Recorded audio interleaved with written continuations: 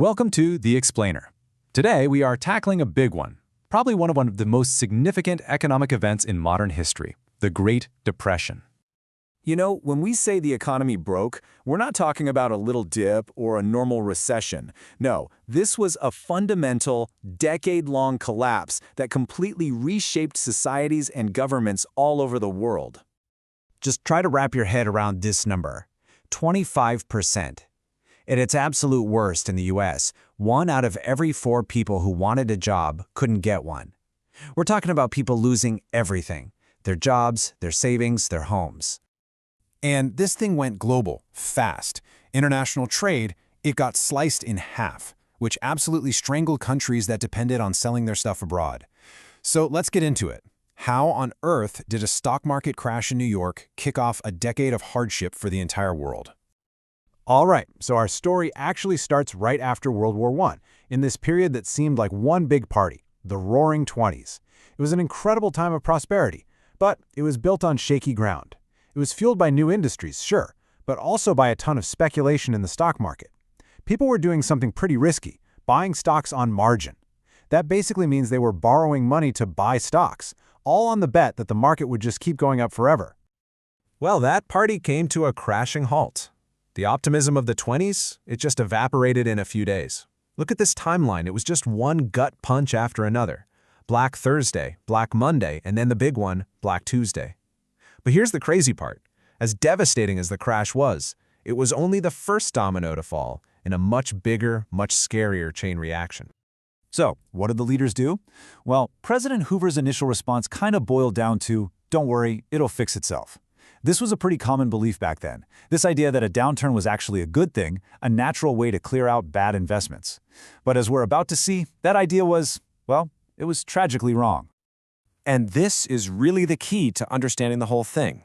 The stock market crash wasn't a one-off event. It set off this terrible cascade of failures, like dominoes toppling one after another. Confidence evaporated, people panicked and ran to the banks, governments made some really bad calls on trade, and the whole mess was spread around the world by something called the gold standard. And the banking crisis, wow, it was staggering. We're talking about 9,000 banks failing in the U.S. alone between 1930 and 1933.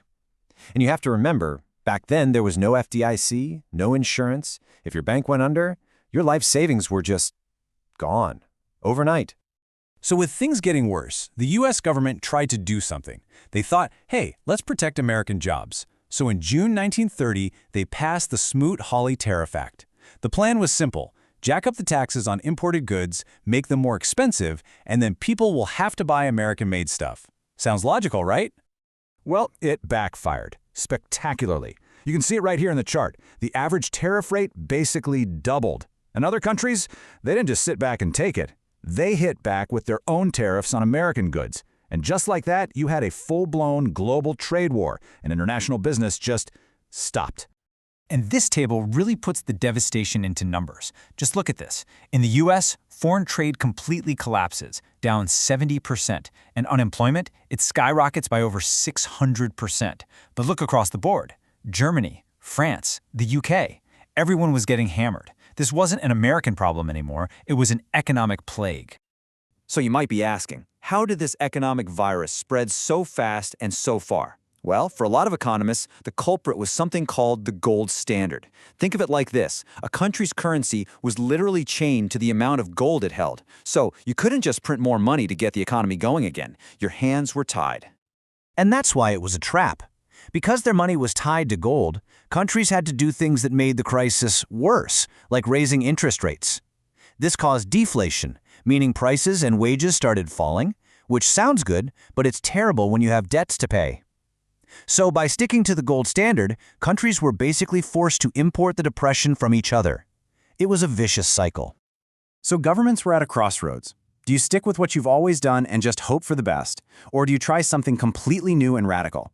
And you can see that exact choice playing out in the U.S. between President Hoover with his let it be approach and his successor, Franklin D. Roosevelt, who came in saying, nope, the government has to step in big time. And step in he did. Roosevelt's New Deal was this huge burst of activity, all these different programs aimed at relief, recovery, and reform. You had things like the CCC and WPA, which put millions of people to work building things we still use today. And then you had game-changing reforms like the FDIC to protect your bank savings and Social Security. This stuff fundamentally changed the role of government in people's lives forever. But while the U.S. was experimenting with the New Deal, the political fallout in other places was much, much darker. Take Germany. It was absolutely crippled by the Depression. And all that economic pain and desperation, it created the perfect breeding ground for political extremism. Just look at the Nazi Party's vote share. They go from being this tiny fringe group in 1928 to the biggest party in the country just 4 years later. And we all know where that led. So the big question is, what actually pulled the world out of this decade-long nightmare? And the answer is a little unsettling.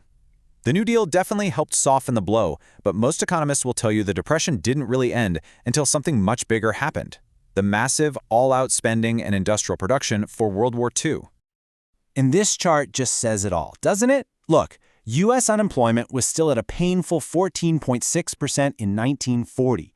4 years later, in the middle of the war, it's down to just 1.2%. That's what a war economy does. It put millions of people to work, whether in factories or in uniform, and that's what finally pulled the world out of its slump. The famous economist John Maynard Keynes really hit on the tragic irony of it all. He basically said that the only time a democracy seems willing to spend the insane amount of money needed to fix a massive depression is when it's preparing for war. It's a pretty sobering thought. So, you see, the Great Depression was so much more than just an economic event. It was a global trauma, and it left a permanent scar. The things that came out of it, social safety nets, the way our central banks handle a crisis, they're all still with us today, shaping our world, which leaves us with the one big, lingering question. Did we learn enough to stop those dominoes from ever falling like that again?